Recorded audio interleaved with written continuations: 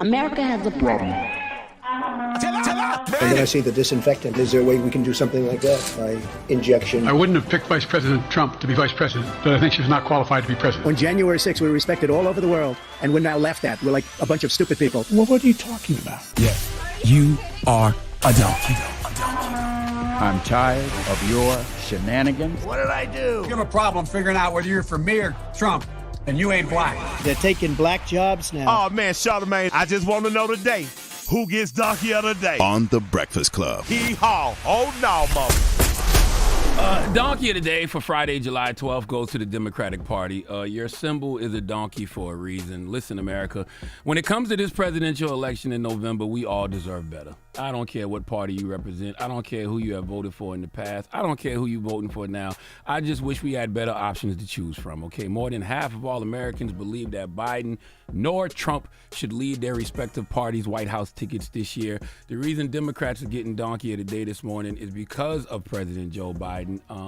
I've been asking a simple question for the past year and a half, and that question is, can the Biden-Harris ticket win in November? I even went so far as to say back in December when I was hosting the Daily Show, hey, President Biden isn't getting any younger. He's not getting a new running mate, so he needs to do America the biggest favor and step down. The stakes are too high in November, and we know elections are going to be close regardless, but what's concerning is that even through all of Trump's dysfunction, right, the fact we saw him lead an attempted coup of this country, the fact he said he wants to terminate the Constitution to overthrow the results of an election, the fact that he is one of the primary reasons the Supreme Court is no longer a legitimate institution. I keep repeating this because I want you all to understand the Supreme Court overturned Roe v. Wade, legalized bribery of public officials, declared the President of the United States absolutely immune from criminal prosecution. They have ended race-conscious admission programs at colleges and universities across the country. They are just corrupt, and not because they are majority conservative, but because they are supposed to be impartial, but they are not.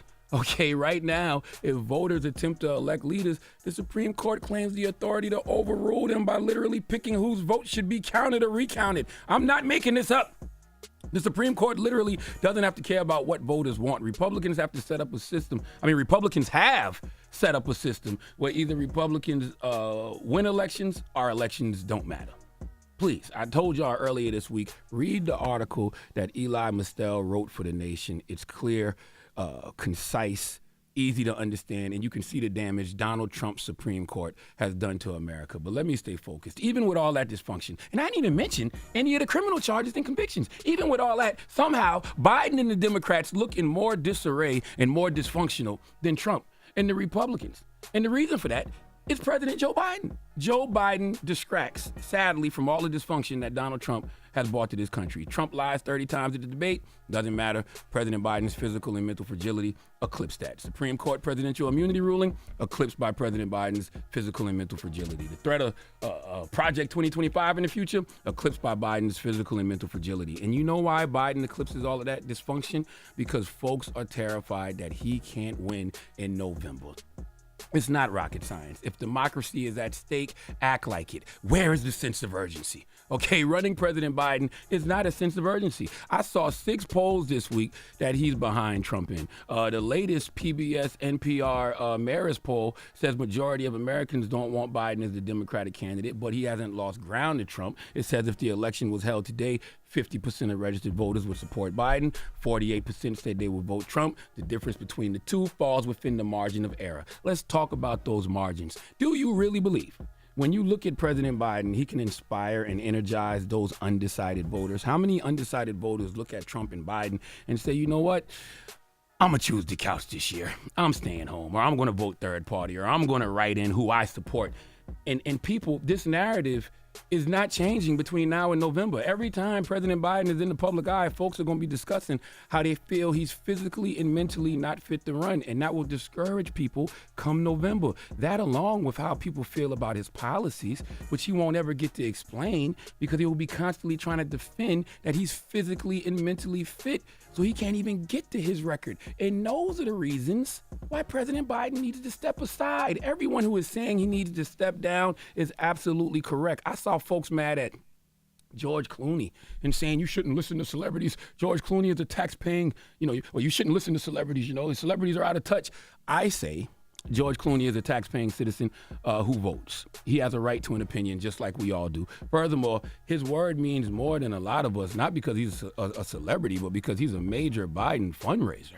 All right? The man headlined a fundraiser for Biden that raised $28 million for his re-election campaign, the most for the Democratic Party from a single event in history. His word matters. Okay, and he's not asking Biden to drop out because he wants Trump to win. He's asking Biden to step down because he doesn't want Trump to win, and he doesn't think Biden can beat him. Why is this a hard concept for people to grasp? Okay, last night at the press conference, President Biden said this about dropping out. You earlier explained confidence in your vice president. Yes. If your team came back and showed you data that she would fare better against former President Donald Trump, would you reconsider your decision to stay in the race? No, unless they came back and said, there's no way you can win. Me. No one's saying that. No poll says that. Tell him today. Okay, tell him today he can't win. And then what do? You bump his very qualified VP to the top of the ticket, Kamala Harris. Okay, pair her with a white man. I don't know who that white man is personally. I like Governor Josh Shapiro of Pennsylvania. Pair her with a white man and everybody just go to work. Okay, don't tell me Vice President Kamala Harris can't win. Don't tell me this country will never vote for a woman of color, because stranger things have happened. Like 2008 when we elected a black man with the middle name of a terrorist. And in 2016, we elected the executive producer of The Celebrity Apprentice. Stranger things have happened, and desperate times call for desperate measures. But desperate times can also bring about historical change. And don't tell me there's no time to put Vice President Kamala Harris at the top of the ticket. There's only 4 months, Charlamagne. It's not enough time. Well, according to President Biden last night at the press conference, the campaign hasn't even started yet. He said it. Listen. How accurate does anybody think the polls are these days? I can give a series of polls where you have likely voters, me versus Trump, where I win all the time. When the unlikely voters vote, he wins sometimes. The bottom line is all the polling data right now, which I think is premature because the campaign really hasn't even started. I mean, it hadn't started in earnest yet. Most of the time, it doesn't start till after September, after Labor Day. So a lot can happen, but I think I'm the best I believe I'm the best qualified to govern. Okay, well, since the campaign hasn't really started yet, and it doesn't really start till after Labor Day, I guess we're still in training camp. So let's try a new starting quarterback named Kamala Harris. Okay, look, I know y'all like to run around saying I would vote for a corpse before I voted for a convicted felon, but wouldn't you rather vote for somebody alive? Why do we act like there is no option? Okay, and the time calls for this, all right? We have a president who is a convicted felon and a vice president, or we have an ex-president who is a convicted felon and a vice president who is a prosecutor. Okay, it's perfect. The prosecutor versus the convicted felon, something that is always in the eyes of a lot of people, something that has always been Kamala's Achilles heel, could actually be one of her greatest strengths right now. Okay, I don't know if she can win either. It's all a toss-up, but I think it will bring more energy. I think it will be more inspiring. And for people who say it takes years to get national recognition, not in this day and age. Okay, as soon as that switch happens, Biden drops out and Kamala becomes the nominee, the world will know because of social media. Okay, that's all folks will be talking about. Can Kamala overcome sexism and racism to become president? I don't know. I just know personally, I would rather deal with that familiar distraction. People being sexist and racist towards a candidate. We've seen that before, and we've seen people overcome those things, okay? President Obama won, and Hillary won the popular vote, but you know that damn Electoral College. All I'm simply saying is keeping President Biden in the race for president is cruel and unusual punishment. And I'm not talking about elder abuse, I'm talking about for us. All right, the American people. This whole election, Trump versus Biden, is cruel and unusual punishment for us, the people. We deserve better. Republicans don't care. They have chosen the devil they know. Democrats, it is time for old Captain America to put down his shield, and it's time to bump the VP to the top of the ticket and rally around her. Okay, it's all a crapshoot either way, because the Supreme Court literally doesn't have to care about what voters want. But hey, it's time for Democrats in America to start thinking about President Kamala Harris, because President Joe Biden ain't it. He's tired. And if he's not tired, we are. Please give the Democratic Party the biggest hee-haw. Mm-hmm.